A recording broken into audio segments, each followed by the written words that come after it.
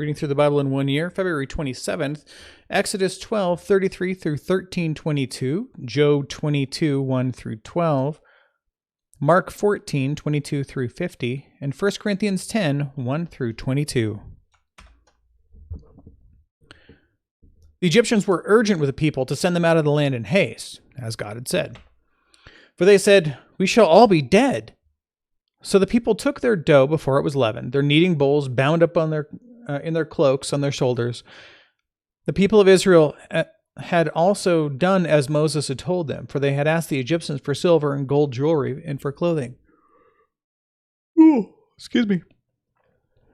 And the Lord had given the people favor in the sight of the Egyptians, so that they let them have what they asked. Thus they plundered the Egyptians.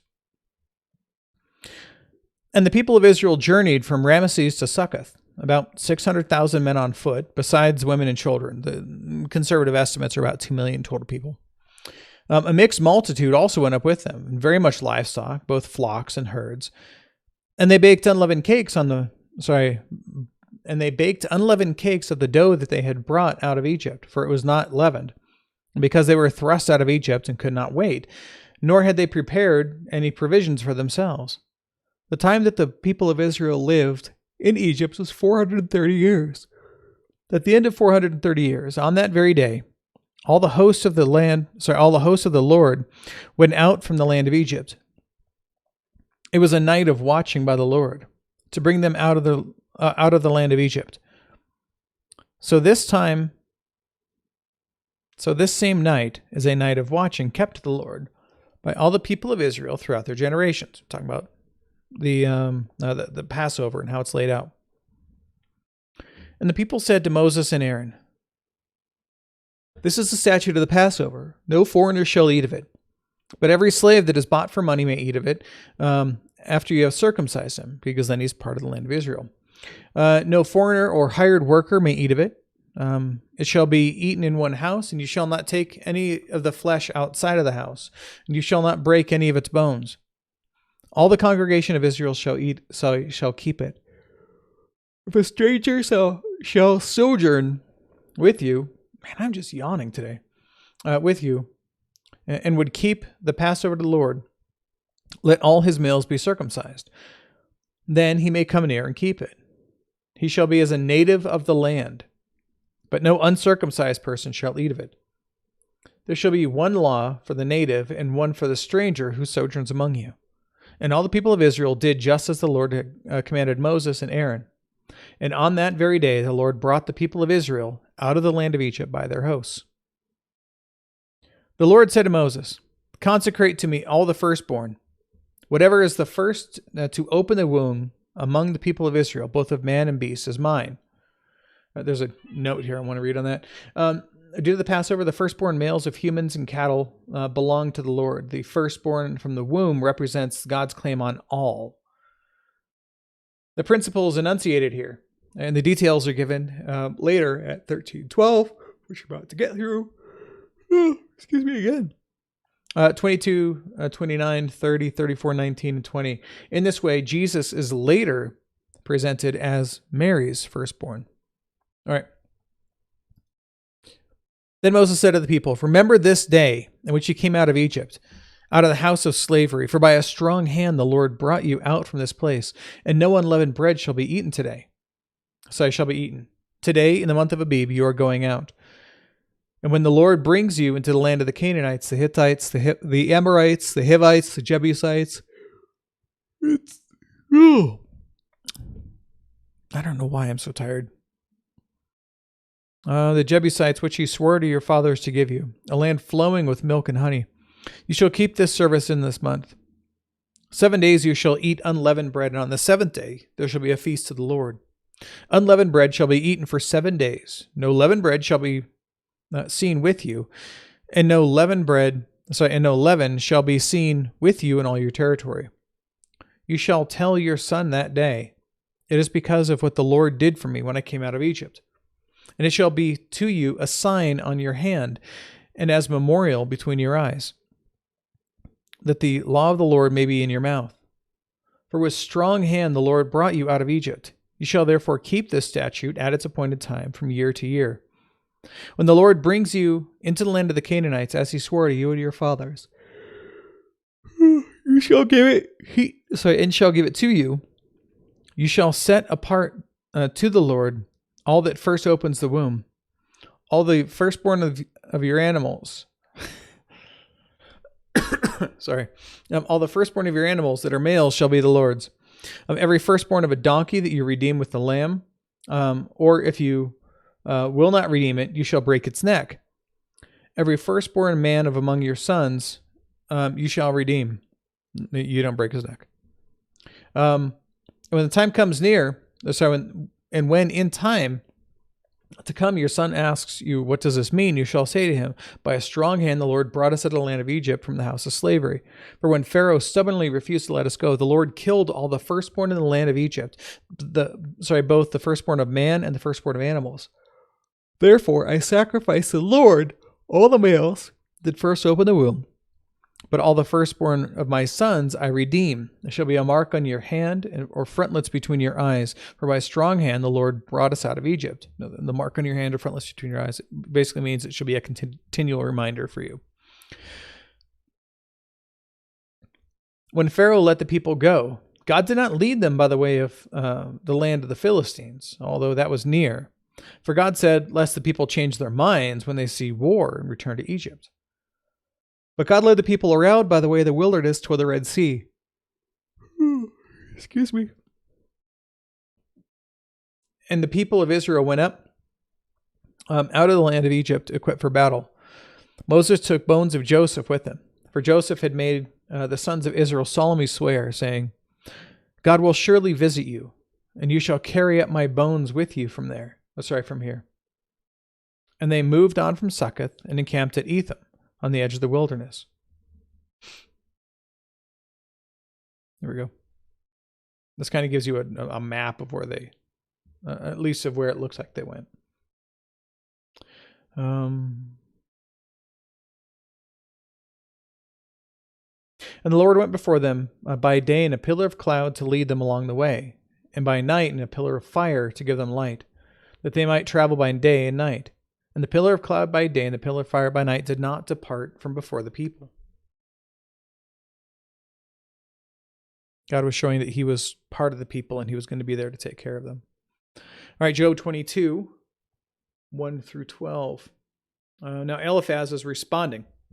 Then Eliphaz the Temanite answered and said, can a man be profitable to God? Surely he who is wise is profitable to himself. Is it any pleasure to the Almighty if you are in the right? Or is it gain to him if you make your way blameless? Is it for your fear of him that he reproves you and enters into judgment with you? Is not your evil abundant? There is no end to your iniquities. He doesn't know this to be true, but he's just assuming it because of the fierce punishment that Job's endured. For you have exacted pledges of your brothers for nothing and stripped the naked of their clothing. This is not true. You have given no water to the weary to drink. You have withheld bread from the hungry. Also not true. The man with power possessed the land, and the favored man lived in it. You have sent widows away empty, and the arms of the fatherless were crushed. Therefore snares are all around you, and sudden terror overwhelms you, or darkness that you cannot see, and a flood of water covers you. Is not God higher in the heavens? See the highest stars, how lofty they are. And then I'll just read the next line here. But you say, what does God know? Can he judge through the deep darkness? We'll go back through this little section tomorrow. But you can see that he doesn't have any proof for these things. He's just assuming that this is what he has done. The note here is that Eliphaz makes no secret of his conviction that Job has adopted the lifestyle of the wicked before disaster struck him. Clearly, this is what must have happened because Job's going through struggles, right? Because also, for them, remember, it's self-preservation. They think, well, if they continue to do well, then nothing bad's going to happen to them. Therefore, if Job has done, as well as they have or even better, and he was punished, then who's to stop God from punishing them, right? Again, they're just misunderstanding it, but that's kind of the way it is. So anyway, let's go on. Mark 14:22 through 50. And as they were eating, he took bread and blessed it. And after blessing it, broke it and gave it to them and said, "Take, this is my body." And he took a cup, and when he had given thanks, he gave it to them, and they all drank of it. And he said to them, "This is the blood of the covenant, which is poured out for many. Truly I say to you, I will not drink again of the fruit of the vine until that day when I drink it new in the kingdom of God." When they had sung a hymn, they went out to the Mount of Olives. And Jesus said to them, "You all will fall away, for it is written, I will strike the shepherd, and the sheep will be scattered.